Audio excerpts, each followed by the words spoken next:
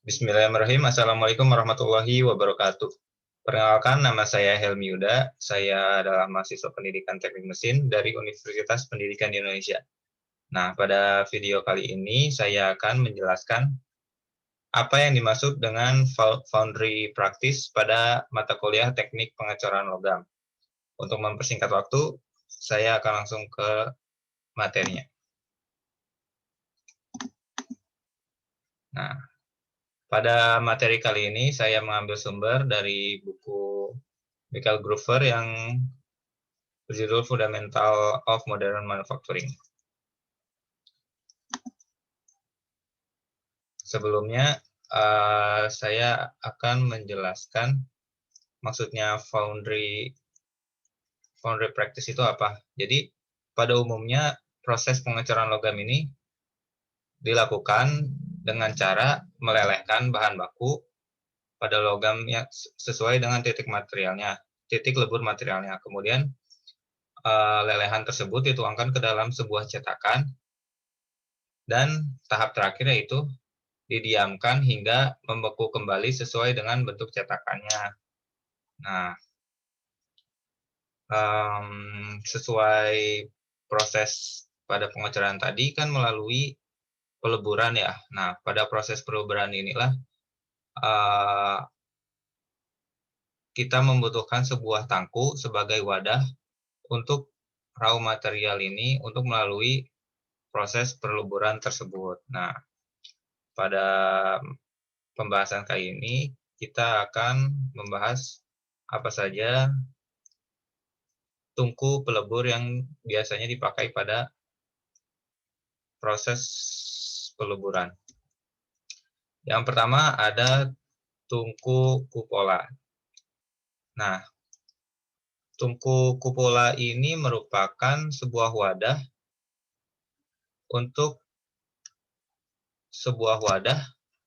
dengan yang berbentuk silinder vertikal.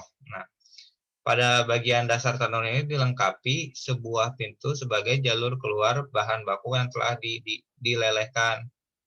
Dinding kupola ini biasanya dibuat menggunakan plat baja dengan lapisan tertentu dengan bahan yang tahan api. Nah, biasanya lapisan ini itu diperbaiki setelah melakukan proses peleburan. Jadi lapisan ini hanya dapat dipakai dalam satu kali proses saja. Nah, kemudian kupola ini hanya digunakan untuk melelehkan besi tuang atau cast iron, dan meskipun tungku yang lain juga bisa melakukannya, namun pada tungku kupola ini mampu untuk melakukannya dalam jumlah yang besar.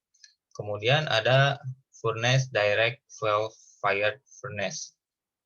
Nah, tungku ini merupakan sebuah wadah peleburan berbahan bakar langsung dengan perlakuan panas dari hasil pembakaran bahan bakar pada sisi tungku. Tungku ini pada umumnya digunakan dalam pengecoran untuk melebur logam non-ferro seperti copper base, paduan, dan aluminium. Kemudian yang ketiga ada crucible furnace. Nah, crucible furnace ini merupakan sebuah tungku pelebur yang bisa dikatakan tertua. Proses pemanasannya yaitu wadah dari tungku ini dipanaskan sehingga tidak ada kontak langsung antara raw material dan pemanasannya tersebut. Tungku jenis ini biasanya itu digunakan untuk melelehkan logam non-ferro dalam jumlah yang kecil, tetapi juga dapat digunakan untuk logam ferro. Tungku ini sebagian besar digunakan oleh pengecoran kecil atau untuk jalur paduan khusus. Proses pemanasan yang dilakukan pada tungku ini dipanaskan melalui dinding wadah. Nah, pada tungku ini, dindingnya ini berbahan dari bahan yang tahan api misalnya keramik ataupun paduan baja dengan suhu tinggi untuk menahan muatan tersebut. Nah, ini adalah contoh dari crucible furnace tadi. Yang pertama ada yang namanya lift out crucible. Yang ini merupakan tungku yang bisa diangkat gitu ya, tidak tetap. Jadi penuangannya di tungkunya tersebut diangkat, kemudian dimiringkan sehingga lelehan logamnya tersebut bisa mengalir. Kemudian yang kedua ada yang namanya stationary crucible. Nah, yang ini adalah tungku yang tetap. Jadi proses penuangannya ini memerlukan sebuah sendok ya, kemudian dituangkan ke dalam cetakan. Yang ketiga ada tilting pot furnace. Nah, yang ini lebih fleksibel. Jadi tungku ini ada sebuah seperti setir ini untuk memiringkan si tungku tersebut. Jadi tidak perlu alat bantu apapun seperti sendok ataupun alat bantu untuk mengangkatnya. Kemudian yang keempat ada electrical arc furnace, yaitu tanur busur listrik yang merupakan sebuah tangkup pelebur dengan panas yang dihasilkan dari busur listrik yang berasal dari elektroda ke besi bekas dalam tanur. Yang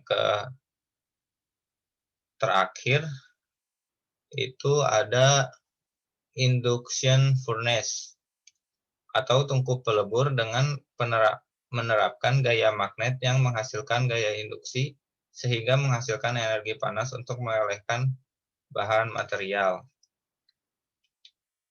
Nah, kelebihannya pada tungku ini yaitu dapat menghasilkan logam cair dengan kualitas yang baik dan kemurnian yang tinggi. Nah, berikut ini adalah ilustrasi dari induction furnace yang tadi ya.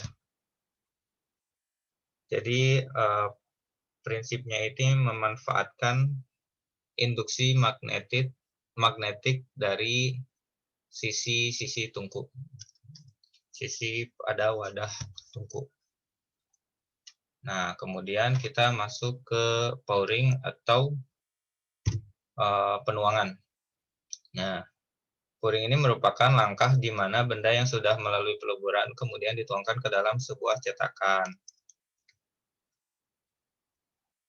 Masalah yang terjadi adalah logam cair yang teroksidasi dapat masuk ke dalam cetakan, di mana logam oksida ini dapat menimbulkan cacat pada produk, sehingga penggunaan filter sering digunakan untuk menangkap oksida dan zat pengotor lainnya pada saat penuangan. Selain itu juga digunakannya flux untuk memperlambat terjadinya oksida pada bahan material. Kemudian yang kedua ada yang namanya cleaning.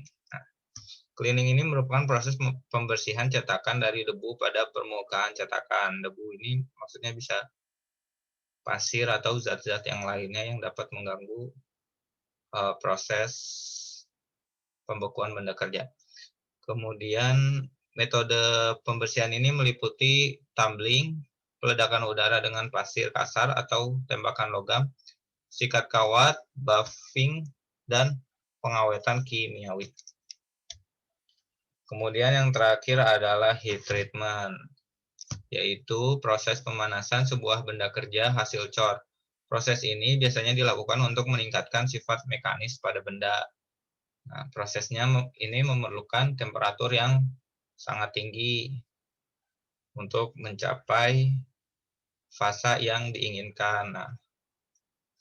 Nah, suhu atau temperatur yang tinggi ini berbeda-beda pada setiap materialnya, sesuai dengan material yang digunakan. Nah, baik, itu saja yang dapat saya sampaikan mengenai foundry practice. Kurang lebihnya mohon dimaafkan.